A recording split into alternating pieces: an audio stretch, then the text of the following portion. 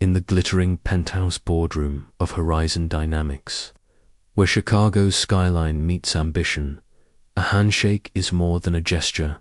It's a contract, a promise, a test. When a titan of venture capital refuses to clasp the hand of a black man, he doesn't just break etiquette. He ignites a fire that will burn through his carefully curated empire. The morning sun spilled through the floor-to-ceiling windows of Horizon Dynamics headquarters, casting sharp angles of light across the sleek, modern lobby. The building, a 60-story glass monolith in Chicago's Loop, stood as a testament to innovation, its reflective facade mirroring the city's restless energy. Malcolm Carter, 45, stepped through the revolving doors, his polished Oxfords clicking softly against the polished black marble. His charcoal suit, tailored but understated, spoke of success without arrogance, the kind of quality that didn't need to shout. He adjusted his cufflinks, simple, silver, a gift from his late mother. Ruth Ann nodded to the security guard, Jamal, stationed at the entrance. "Morning, Jamal. How's your daughter liking Northwestern?" Malcolm's voice was warm, steady, the kind that made people feel seen. Jamal's face broke into a grin. "She's thriving, Mr. Carter. Made the dean's list last semester. That scholarship program you set up, it's a game changer." Malcolm waved a hand, dismissing the praise. "She earned it, not me. Tell her I'm proud." He paused, his eyes crinkling with a smile. "And tell her to stop by the office sometime. We need sharp minds like hers." At the reception desk, Lisa, a young woman with a quick smile and a tablet always at hand, greeted him. "Good morning, Mr. Carter. Ava's already upstairs in the war room, prepping for the Langston meeting. She's got the team running like a Swiss watch." Malcolm chuckled. "That's my girl. How's your brother doing with that coding boot camp?" Lisa's smile widened. "He's coding circles around his classmates, thanks to your recommendation. Says he's building an app for his final project." Malcolm nodded, pleased. "Send me the demo when he's ready. We might have a spot for him in the incubator." He moved toward the executive elevator, his stride purposeful but unhurried.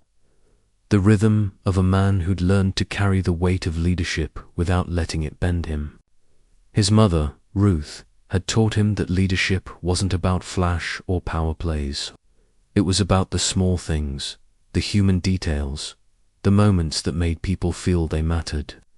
The elevator hummed, whisking him to the 58th floor, where the executive suite offered a panoramic view of Lake Michigan and the city's jagged skyline. But Malcolm didn't pause to admire it. He headed straight for the war room, a glass-walled space where his leadership team was already gathered. Their voices a low hum of anticipation. Inside, 12 faces turned to greet him, but only one stood Ava Carter, his 28-year-old daughter, her navy blazer crisp and her posture commanding. At 26, she'd been a rising star. At 28, she was a force. Her sharp mind and fierce determination a mirror of her father's, but with a fire all her own. She handed him a sleek tablet, her eyes scanning his face for any hint of doubt. "The Langston team's here early," she said, her voice clipped and professional. "They're in the client lounge on 57, sipping overpriced coffee and looking smug." Malcolm scrolled through the agenda, noting Ava's meticulous notes every detail of the $150 million investment deal they were pitching was accounted for, from market projections to risk assessments. "Good work, Ava," he said, his voice low but proud. "This is airtight." She nodded, but her jaw tightened. "Victor Langston's got a reputation, Dad. Old money, old attitudes. "You sure about this plan?" Malcolm met her gaze, his expression calm but resolute. "We're not just testing his wallet today, we're testing his character. I'll sit in as a regular team member. No one mentions I'm CEO. Marcus Reed, the chief financial officer, a wiry man with a penchant for boaties, raised an eyebrow. "You sure, Malcolm?" Langston's not exactly known for his open mind. Word is, his portfolio's whiter than a country club in Connecticut. Malcolm's lips twitched, not quite a smile. "Exactly why we're doing it this way. Let's see who he is when he thinks no one's watching." Ava cut in, her voice carrying the same quiet intensity as her father's. "If he shows his true colors, we'll know exactly how to handle him." The team ran through final preparations, quarterly revenue spikes of 42%, new AI-driven energy, grids that cut emissions by 30%, and expansion plans into underserved rural markets. But beneath the numbers, there was an electric undercurrent in the room, a shared understanding that today's meeting with Victor Langston was more than a financial pitch. It was a moment of truth. Horizon Dynamics wasn't just a company, it was a mission built on Malcolm's vision of harnessing technology to create sustainable energy solutions for communities too often left behind. The $150 million from Langston Capital could take that. Mission global, powering schools in rural Appalachia and solar grids in urban Chicago neighborhoods. But Malcolm knew men like Langston, men who wore their privilege like a tailored suit, who spoke of standards and fit while quietly locking doors to those who didn't look like them. He'd seen it before, felt it in the dismissive glances and coded language. His mother, Ruth, had navigated those same spaces, driving buses for Chicago's elite in the 1980s, her calloused hands gripping the wheel as she smiled through slights and slurs. Malcolm had promised her he'd never let those moments pass unanswered, and today he intended to keep that promise. The war room briefing wrapped up, and Malcolm walked beside Ava toward the main boardroom, their steps synchronized, a rhythm honed from years of working side by side. Ava's heels clicked sharply against the polished wood floor, her posture radiating confidence. "Security confirmed Langston's in the building," she said softly, her eyes flicking to her phone. "I ran a background check. Third-generation wealth, built on Midwest manufacturing. His portfolio, 32 companies, all with white CEOs." Malcolm's jaw tightened, but his voice remained steady. Not a coincidence. Ava's eyes narrowed, intentional. She paused, her voice softening. "Dad, are you sure about this? We could just call him out now." Malcolm shook his head, echoing his mother's wisdom. "Sometimes you let people show you who they are before you show them who you are." They reached the boardroom, its glass walls revealing Victor Langston already holding court at the head of the table, his silver hair gleaming under the recessed lighting, his suit custom, Italian suit, exorbitant, commanding attention. His assistant, Emily Harper, a pale young woman with nervous eyes, trailed behind him, clutching a leather portfolio. "Ready?" Ava asked, adjusting Malcolm's tie out of habit, a gesture that made him smile. He thought of Ruth ironing his shirts late at night after long shifts, her fingers rough but precise. "Always ready, baby girl," he said, his voice warm but resolute. They entered the boardroom, Ava striding to the front to lead the presentation while Malcolm took a seat at the far end, pulling out a simple notebook and pen. To anyone watching, he was just another team member, unremarkable, invisible. Langston barely glanced his way, his focus on Ava and the other executives, Tom Bradley, the Chief Operating Officer, and Sarah Mitchell, the Head of Innovation. Langston's presence filled the room like cigar smoke, thick and deliberate. His cufflinks monogrammed, gold-flashed, as he extended his hand to Ava, Miss Carter. He said, his voice smooth as aged whiskey, holding her hand a beat too long. Impressive setup, very forward-thinking. The pause before forward-thinking carried a hint of condescension, as if progress was a trend he tolerated rather than embraced. He moved around the table, his greetings calculated. "Tom, good to see you. That golf game at Medina still on? And Sarah, how's the lake house treating you?" Each handshake was a performance, a reminder of his social capital, his place at the top of the hierarchy. When he reached Malcolm, his eyes slid past, as if the chair were empty. Malcolm stood, extending his hand with the same quiet dignity Ruth had modeled in countless white spaces. "Good morning, Mr. Langston," he said, his voice even, professional. Langston's gaze flicked to Malcolm's face, then away, his lips curling slightly as he turned back to Ava. "Shall we get started? I've got a tight schedule."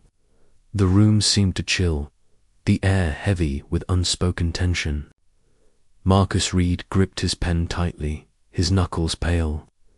Ava's smile held firm, but her eyes turned to stone. Malcolm lowered his hand slowly, his face a mask of calm.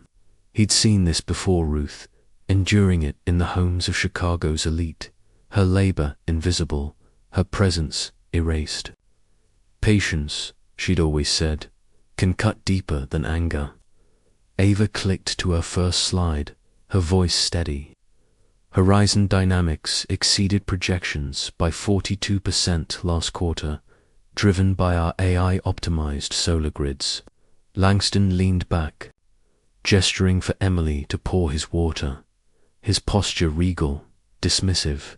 "Impressive, if it holds," he said, sipping his glass. "Though I have concerns about your target markets, urban and rural, high-risk demographics." Ava's voice was velvet over steel. "Could you clarify high risk?" Langston waved a hand, his cufflinks catching the light. "Let's be frank. Urban markets in a city, carry inherent challenges. My fund prefers stability. Traditional markets." The coded language lingered like a bad aftertaste. Malcolm scribbled a note, his pen deliberate, unhurried. Langston's presentation followed, each slide laced with subtle jabs phrases like cultural alignment and professional optics. He lingered on Malcolm's modest suit, his gaze disapproving. "Our $150 million comes with expectations," he said. "Governance, leadership roles, the right people in the right chairs." Ava's grip on her tablet tightened, but she responded smoothly. "Our governance is outlined in the prospectus." Langston waved her off. "Adjustments can be made. Speaking of, where's your CEO? This is a significant discussion for junior staff." Malcolm's pen scratched softly, drawing Langston's irritation. "Can someone stop that noise? This isn't a secretarial class." Before anyone could reply, Langston dropped a thick portfolio on the table with a thud. "Let's move forward. I'd prefer to deal with the CEO directly, someone who makes real decisions."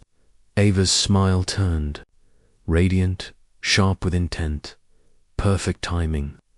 "Allow me to introduce our CEO, my father, Malcolm Carter." The room froze. Langston's face paled, his mouth opening and closing like a stranded fish. Malcolm rose, extending his hand again, his voice soft but commanding. "Mr. Langston, shall we try this again?" Langston's hand twitched but stayed at his side. He cleared his throat, adjusting his tie. "I wasn't informed. That is, your role wasn't clear." Malcolm's eyes held steady. My role hasn't changed in the last hour. I'm Horizon's founder and CEO. Shall we address your concerns about our high-risk markets? Langston's assistant, Emily, shrank in her seat, scribbling furiously. The other executives sat taller, some hiding smirks. Malcolm clicked to a new slide, a dense diagram of their AI infrastructure. You mentioned scalability issues. Which components concern you? Langston fumbled, tugging at his collar. The ... Neural networks. Malcolm's question was precise, surgical. Our proprietary solar optimization models or the rural grid stabilizers? Langston floundered. Both, naturally. They need oversight. Malcolm's next slide was ruthless. Our solar models aren't cloud-based, Mr. Langston. They're edge-computed for efficiency. It's in our documentation. Ava leaned in, her voice honeyed. Perhaps you missed that in your review. The meeting became a quiet dismantling of Langston's assumptions. Each question from Malcolm exposed the shallowness of Langston's research, his reliance on stereotypes over data. When it ended, Langston stood abruptly, smoothing his jacket. "Miss Carter," he said, avoiding Malcolm's gaze, "a word." In private, about future discussions. Ava's eyebrow arched. "Anything you say to me can be said to our CEO." Langston's voice tightened. "It's a matter of protocol." Malcolm cut in, his tone even. "What protocol, Mr. Langston?" Ava stood. "My office. Both of you now." The walk to her office was silent, their footsteps echoing on the polished floor. Emily tried to follow, but Ava's glance stopped her cold. Inside Ava's office, with its sweeping views of Chicago's skyline, she faced Langston. "You wanted to talk protocol." Langston smoothed his tie, his nervous tick pronounced. "I meant negotiations might flow better with different participants." Ava's voice could have frozen Lake Michigan. "Different how?" Malcolm spoke calmly. "I think we know what he's suggesting. But I have a proposal." He turned to Ava. "Don't reject his offer yet. Let's give Mr. Langston a chance to see Horizon up close. A week-long immersion tour every department, every level." Ava's eyes widened. "Dad, you're not serious." Malcolm's smile was serene, but his gaze was steel. "Let him show us who he is. Sometimes people need a longer rope." The team reconvened at Ruth's Kitchen, a Southside soul food institution where Malcolm's mother had once eaten after long shifts. The walls were lined with photos of civil rights marchers and community leaders, a reminder of resilience. Over plates of fried catfish and collard greens, Ava pushed back. "You're being too soft, Dad. He disrespected you in our boardroom." Malcolm sipped his sweet tea, his voice steady. "Sometimes the sharpest move is giving someone space to reveal themselves." Marcus Reed, wiping cornbread crumbs from his boatie, nodded. "He showed his colors today. We just need the world to see it." Malcolm outlined the tour, starting at their youth coding academy in Englewood, moving to their innovation labs, and ending with community outreach programs. In Bronzeville, he'll meet our people, our coders, our engineers, our kids. Let him try to dismiss them. Ava's fork paused. "You're setting him up to fail." Malcolm's eyes crinkled. "I'm giving him a chance to learn, or not." As the team dispersed, Malcolm lingered, staring at a photo of Ruth, her driver's uniform crisp despite her exhaustion. She'd taught him to see through people like Langston, to wait for the moment their masks slipped. Later that evening, Malcolm sat in his office, the city lights twinkling below. His phone buzzed a text from an unknown number. Meet me at the diner, 9 p.m. I know who you are. His pulse quickened. He arrived at the dimly lit diner in River North, its neon sign flickering. Emily Harper sat in a corner booth, her hands fidgeting with a coffee mug. "Mr. Carter," she said, her voice low, "I've been watching Langston for years. He's not who he seems." She slid a flash drive across the table. Emails, memos, proof he's been blocking minority-led startups for decades. Malcolm's fingers closed around the drive, his mind racing. Why give this to me? Emily's eyes were haunted. My father worked for Langston's family business. He was fired for calling out their racism. I stayed to gather evidence. I want him stopped. Malcolm studied her, weighing her sincerity against the risk of a trap. "This could destroy him," he said. Emily nodded. "That's the point." Back at home, Malcolm found a box of Ruth's old belongings in his study. Among them was a faded photo Ruth, standing proud in her bus driver's uniform outside Langston's family factory in the 1980s. She'd been fired after questioning why. Black drivers earned less than white ones. The connection hit Malcolm like a fist. This wasn't just business, it was personal. He clutched the photo, Ruth's strength anchoring him. Tomorrow, the game would change. Langston thought he held the power, but Malcolm had the truth and a plan to wield it. The neon sign of the diner flickered outside, casting a red glow across the cracked final booth where Malcolm Carter sat, his fingers still curled around the flash drive Emily Harper had just handed him. The air smelled of burnt coffee and grease, a sharp contrast to the polished elegance of Horizon Dynamics' boardroom. But this gritty Chicago diner felt like the perfect stage for the truth now. In his hands, Emily, Victor Langston's assistant, sat across from him, her pale hands fidgeting with the handle of her mug, her eyes darting toward the door as if expecting Langston himself to storm in.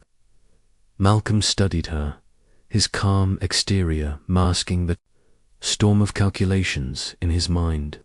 The drive in his palm held emails, memos, evidence of Langston's decades-long pattern of shutting out minority-led startups, a digital paper trail that could unravel the venture capitalist's empire. But trusting Emily was a gamble. Was she a genuine ally, driven by guilt over her father's firing, or a pawn in Langston's game, planting evidence to trap Horizon?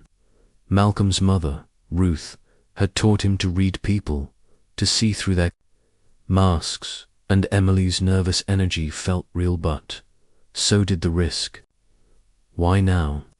he asked, his voice low, steady, the same tone he'd used to calm his team during crises. Emily's eyes met his, shadowed but resolute.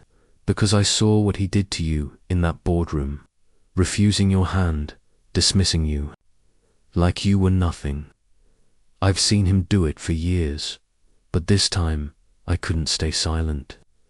My father, he worked for Langston's family business in the 80s. They fired him for calling out their pay disparities.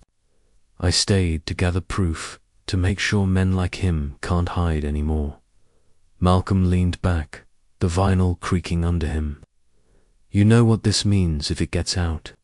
His career, his firm, everything." Emily's jaw tightened. "Good.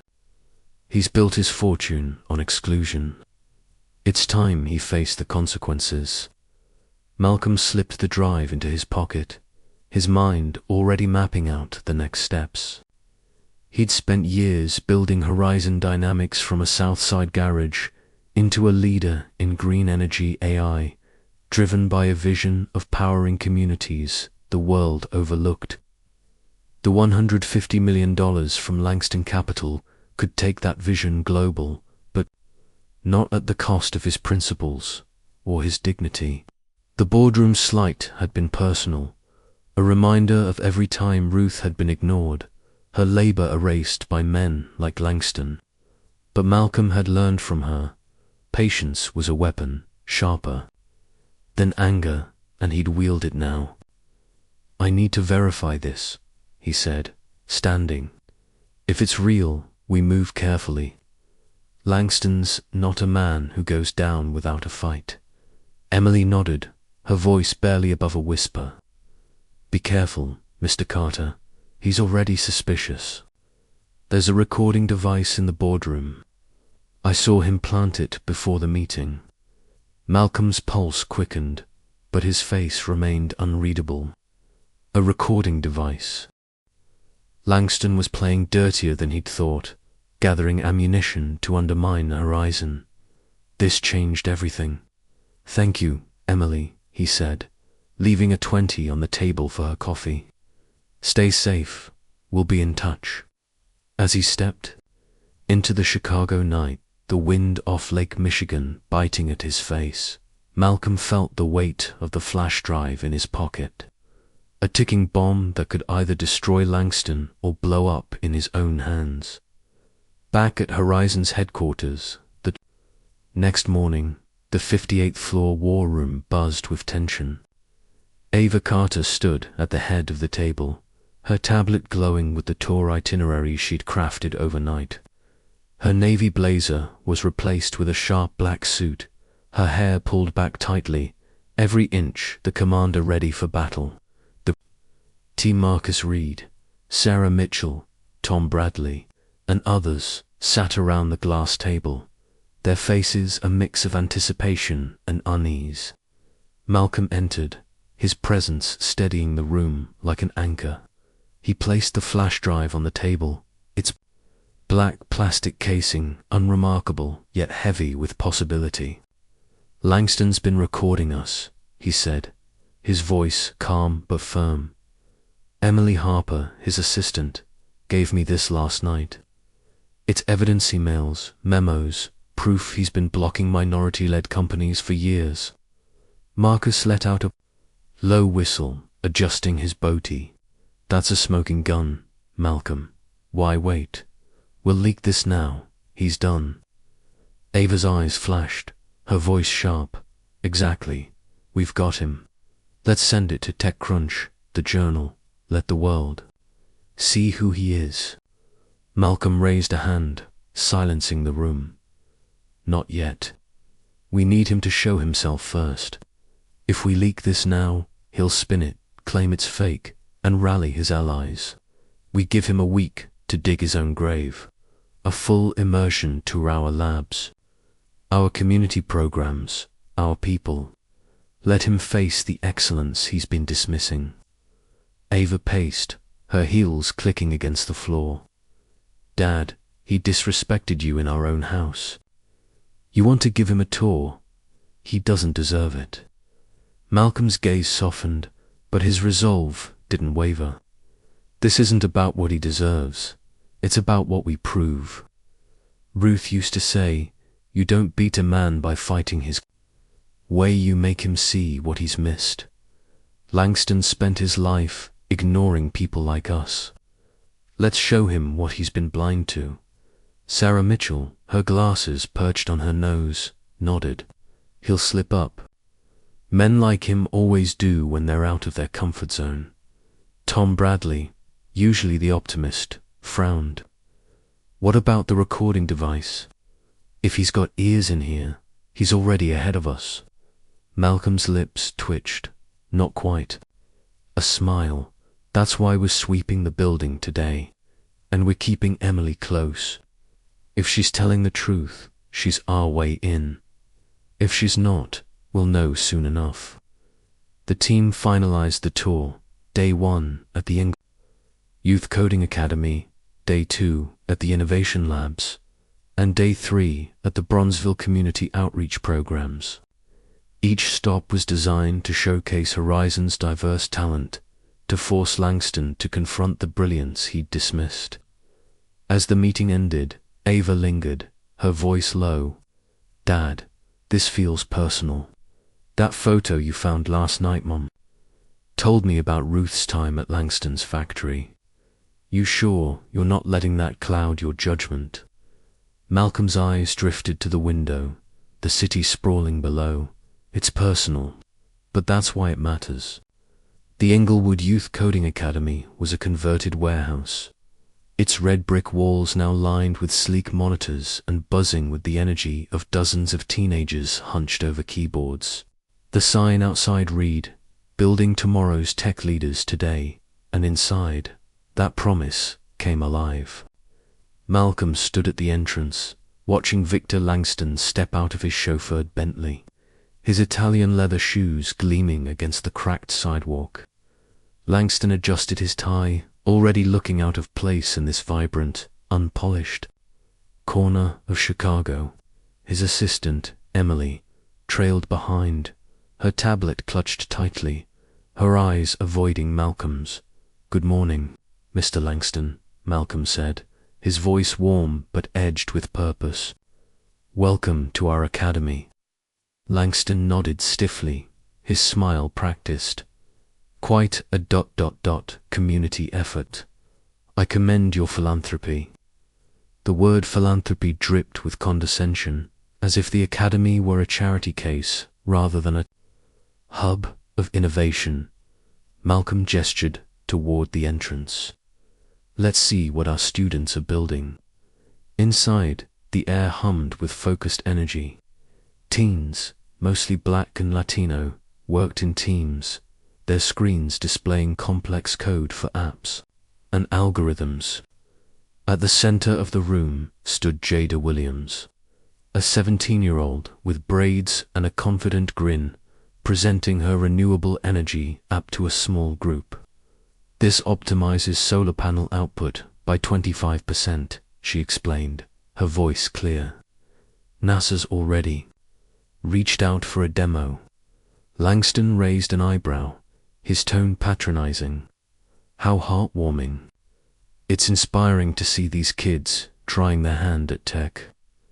Jada's smile didn't falter, but her eyes sharpened. "Thanks. My app won the national STEM competition last month. Google's bidding on it, too." Langston's smile froze, and Malcolm noted Emily scribbling furiously, her face unreadable.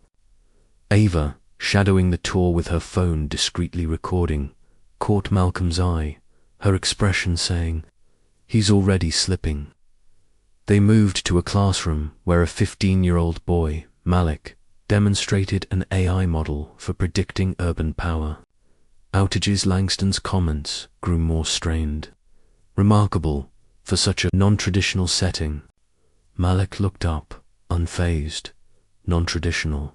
Our model's being tested by the city next month. Tradition doesn't always mean better."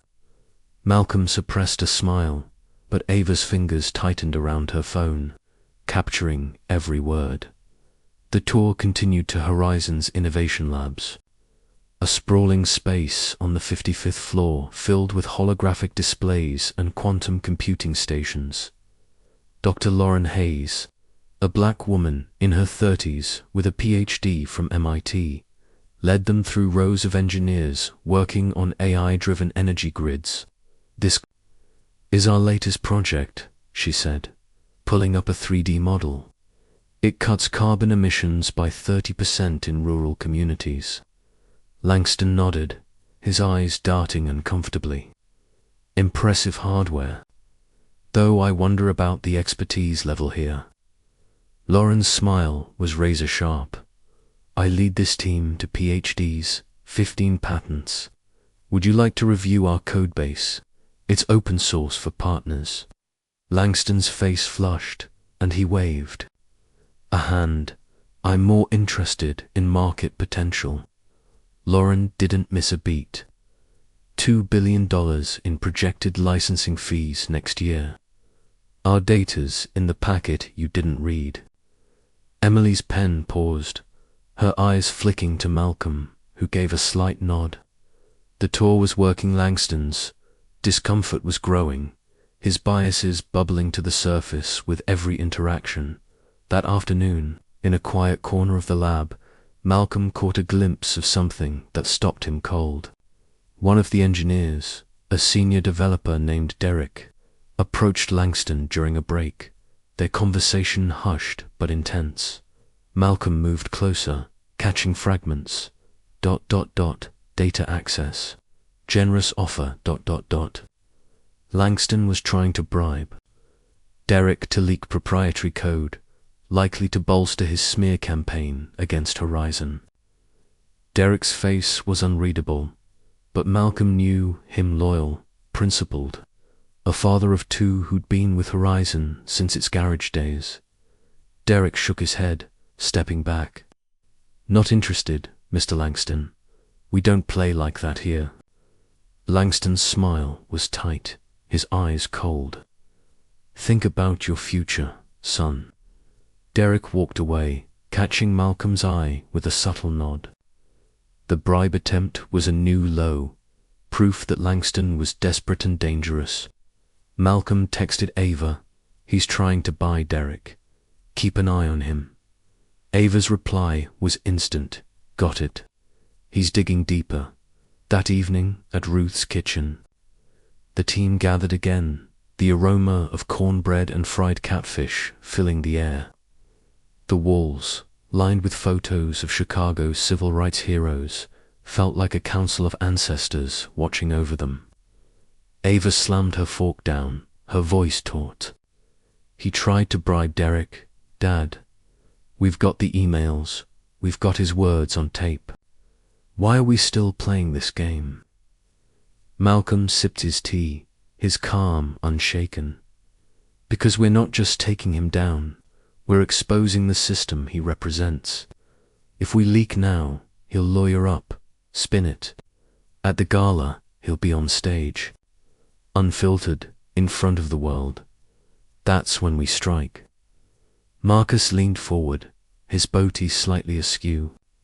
He's already cracking.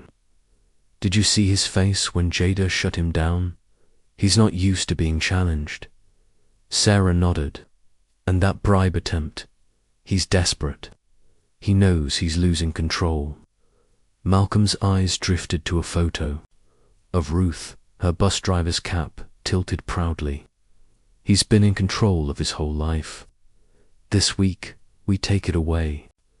The next day, the tour moved to Horizon's community outreach programs in Bronzeville, a neighborhood pulsing with history and resilience. The community center was alive with entrepreneurs pitching startups, from green roofing solutions to AI education platforms.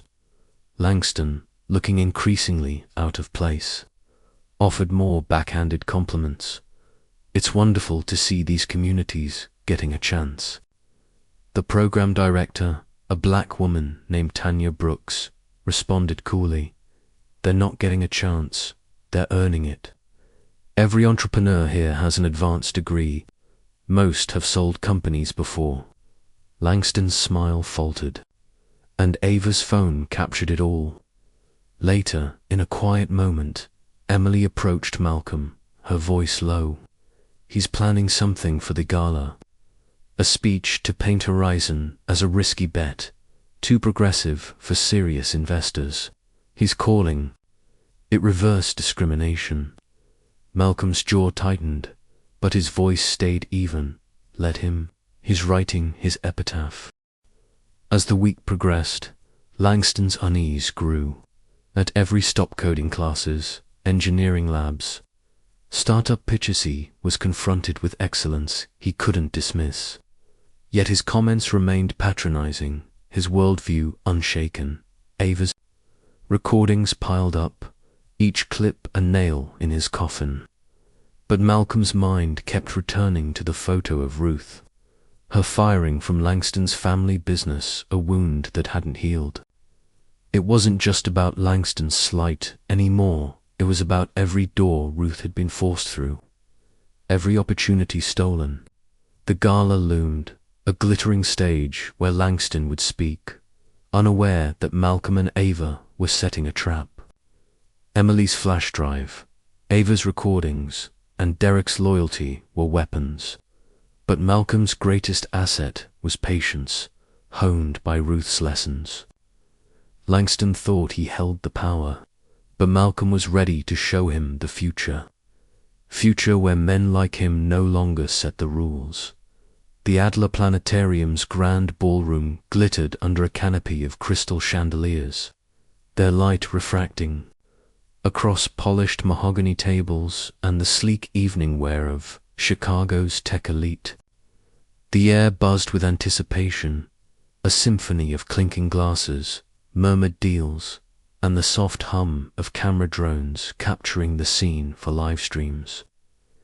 Nearly 400 guests, venture capitalists, tech journalists, city officials, and industry pioneers. The space, their presence, a testament to Horizon Dynamics' rising star. Outside, Lake Michigan's waves lapped against the shore, a quiet counterpoint to the electric energy within. Malcolm Carter stood in the wings, his charcoal tuxedo understated but impeccable, his hand resting on a framed photograph of his mother, Ruth, in her bus driver's uniform, standing proud outside Langston's family factory in 1983. The image grounded him, a reminder of the sacrifices that had built this moment. Beside him, Ava Carter adjusted her deep purple gown, her eyes scanning the crowd like a general surveying a battlefield. 10 minutes until Langston's speech, she whispered, her voice taut with purpose. The journalists are ready. TechCrunch, the Wall Street Journal, CNBC, they're all here. Malcolm nodded, his gaze fixed on Victor Langston, who worked the room with practiced charm, his silver hair catching the light as he laughed with a group of white investors. Sometimes justice requires patience, Malcolm said softly. Let's see what he says when he thinks he's among friends. Ava's hand tightened around her clutch, where the USB drive from Emily Harper rested, its damning emails ready to be unleashed. He's got no idea what's coming, she said, a fierce smile playing on her lips. The stage was set, a sleek podium with Horizon's logo glowing behind it, flanked by screens displaying the company's achievements. Solar grids powering rural schools, predictive algorithms saving urban neighborhoods from blackouts, community programs training the next generation of coders. But tonight wasn't about technology, it was about truth. Malcolm had spent the week orchestrating Langston's exposure, letting the venture capitalist reveal his biases through a carefully planned immersion tour. From the Inglewood Youth Coding Academy to the Bronzeville Community Center, Langston's patronizing comments and attempted bribe of Derek, a senior engineer, had been captured on Ava's recordings. Emily's flash drive held even more emails, proving Langston's decades-long pattern of rejecting minority-led startups. And then there was the personal wound, Ruth's firing from Langston's family business for daring to question unequal pay. Malcolm's plan was simple but ruthless. Let Langston expose himself on this stage, then drop the evidence to seal his fate. As the MC, a local news anchor with a polished smile, took the podium, the room quieted. Ladies and gentlemen, please welcome our keynote speaker, Victor Langston, managing partner of Langston Capital. Polite applause rippled through the crowd as Langston ascended the stage, his tuxedo pristine, his posture radiating old money confidence. Langston gripped the podium, his smile calculated, his voice smooth as polished marble. Thank you for that warm welcome, he began, surveying the crowd like a king addressing his court. This week at Horizon Dynamics has been ... enlightening. A few chuckles from the audience, those who mistook his pause for humor rather than judgment. I've seen firsthand how this company embraces what we might call progressive values in the tech space. Their approach to talent acquisition is, well, unique. His tone carried a faint sneer, and in the front row, Ava's knuckles whitened. around her champagne glass. Malcolm sat beside her, his face unreadable, his pen resting on a notebook as if he were just another guest. Langston continued, warming to his theme.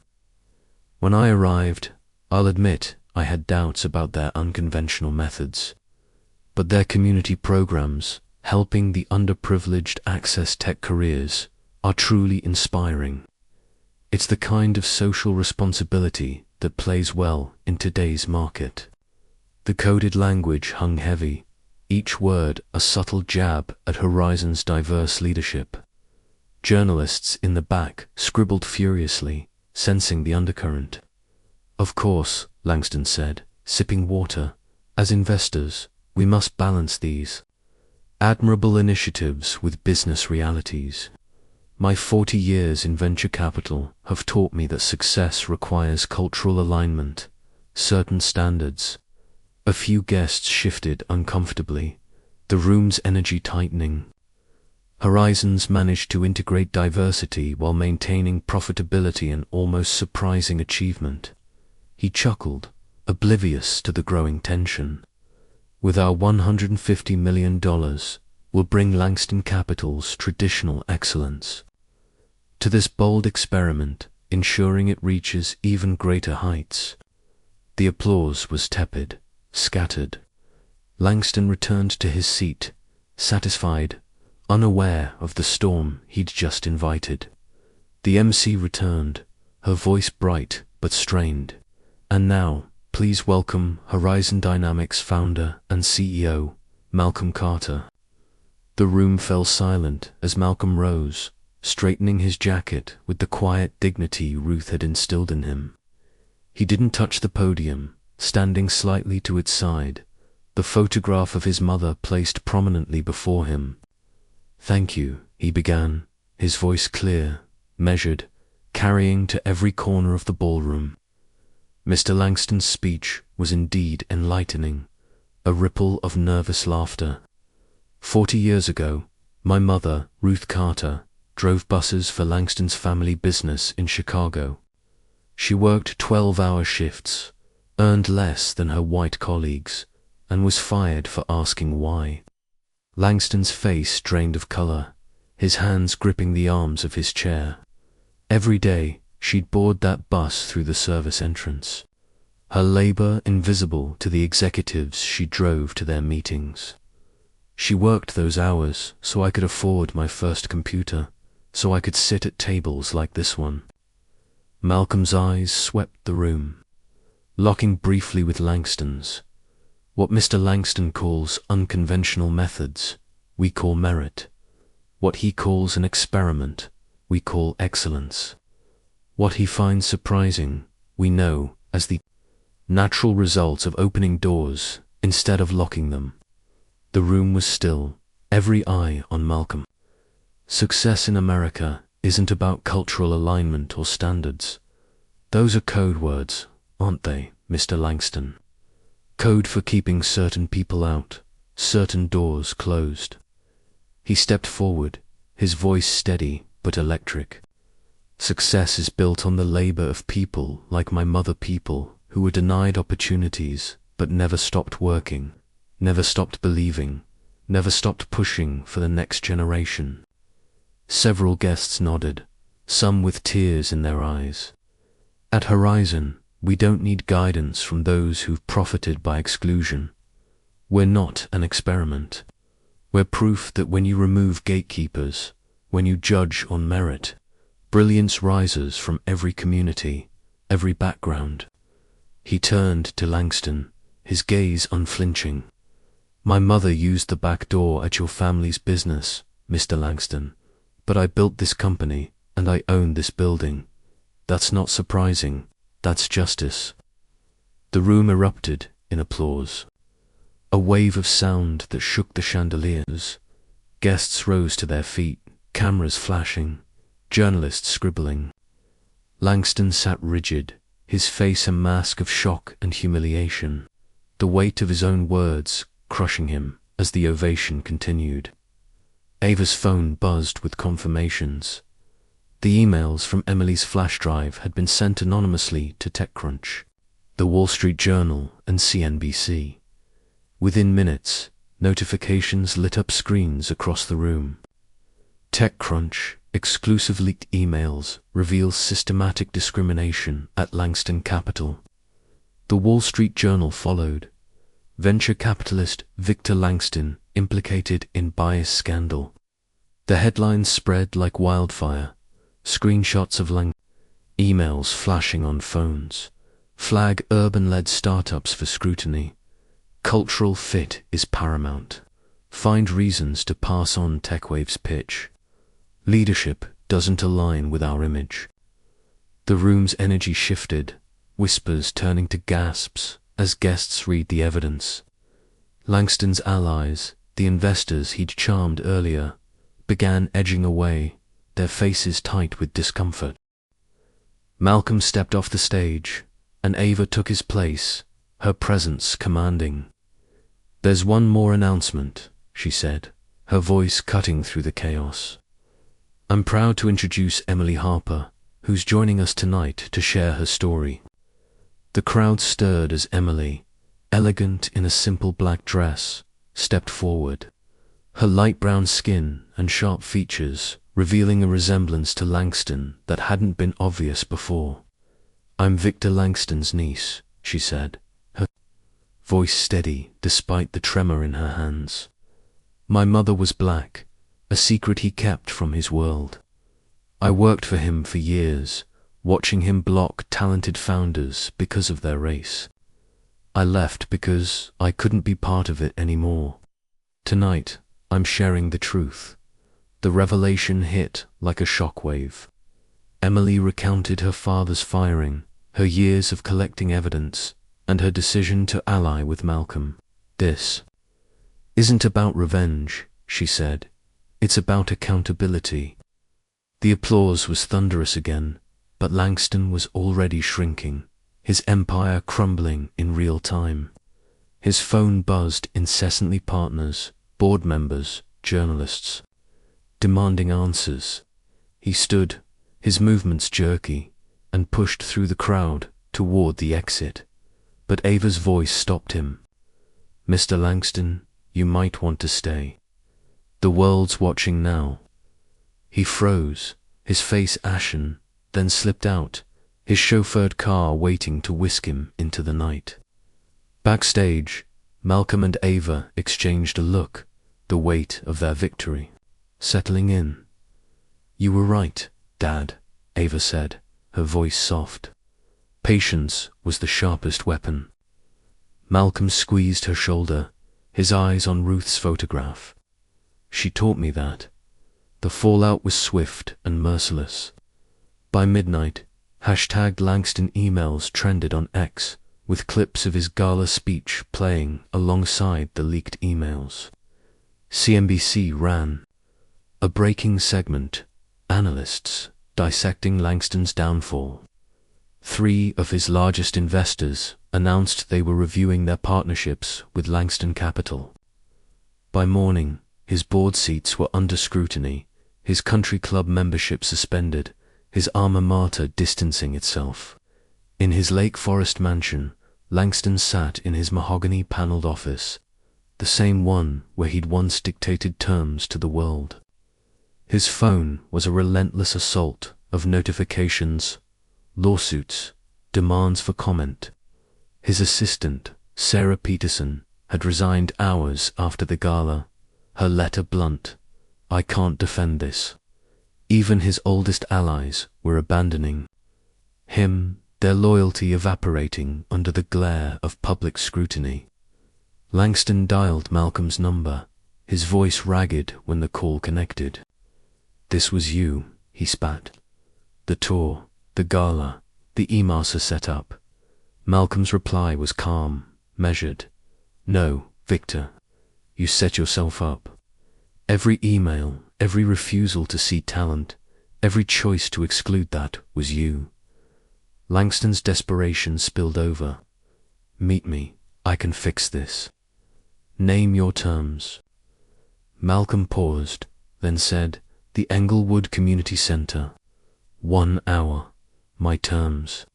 Langston agreed, his voice hollow. The community center's gymnasium was quiet. The fluorescent lights casting stark shadows across the polished floor. Langston's shoes squeaked as he entered, his tie loose, his face haggard from the night's fallout.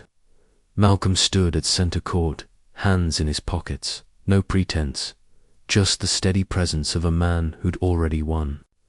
"This is destroying me," Langston said, his voice cracking. "My reputation, my firm gone. Over what? A few emails." Malcolm's eyebrow lifted. A few emails, or a lifetime of shutting people out. "You refused my hand, Victor. You tried to bribe my engineer. You wrote off my daughter, my team, because they didn't fit your standards." Langston stepped closer, desperation in his eyes. "I can change. I'll fund your programs, hire whoever you want. Just stop." "This," Malcolm shook his head, "this isn't about deals. It's about consequences. You stood here 3 months ago, lecturing kids about bootstraps, never seeing their potential. You didn't see me, either. But the world sees you now." Langston's shoulders slumped, the fight draining from him. "What happens now?" Malcolm straightened. "You adapt, or you don't. The world's moving on, with or without you." He turned, leaving Langston alone in the gym. The echo of his footsteps, a final judgment. Back at Horizon's headquarters, the morning sun streamed through Malcolm's corner office, illuminating the framed photos on his desk. Ruth at the bus depot, Ava at her Harvard graduation, the opening of Horizon's first office. The team gathered in the auditorium, the atmosphere electric with victory. Malcolm took the stage, Ruth's photograph beside him. "Today, we're not announcing a new product," he said, his voice carrying the quiet power of truth. "We're honoring a different kind of innovation, the kind that sees potential where others see barriers." He turned to Ava and Emily, who joined him. "I'm proud to announce the Ruth Carter Innovation Fund, a $750 million initiative to support founders from excluded communities, not as charity, but as an investment in brilliance others have ignored. Emily Harper, our new co-chair, brings her expertise and her courage to this mission." Emily stepped forward, her voice steady. "My uncle built walls. This fund tears them down." The applause was deafening, cameras flashing as the announcement spread online. Malcolm turned to Ava, pride in his eyes. "And there's one more thing. Every parent hopes their child surpasses them. Today, I'm naming Ava Carter as Horizon's Chief Operating Officer, effective immediately." Ava took the podium, her presence commanding. For too long, tech leadership has looked one way, thought one way. That ends now. To every young coder, every overlooked founder, your time isn't coming, it's here. We're not asking for permission. We're building the future. The room rose to its feet, the energy seismic. Malcolm watched his daughter, seeing Ruth's strength in her fire. The photograph of his mother seemed to watch over them, her legacy complete. A year later, the Ruth Carter Innovation Fund had launched 50 startups, from AI-driven agriculture to blockchain education platforms. Langston's firm was dissolved, his name a cautionary tale in boardrooms nationwide. Ava mentored Jada Williams, the 17-year-old prodigy whose app now powers NASA's solar research. Malcolm stood at the old bus depot, now a tech training center. Funded by Horizon, Ruth's name etched on the entrance. He touched her photograph, whispering, "We did it, Mama." Her unseen labor had built an empire no prejudice could stop.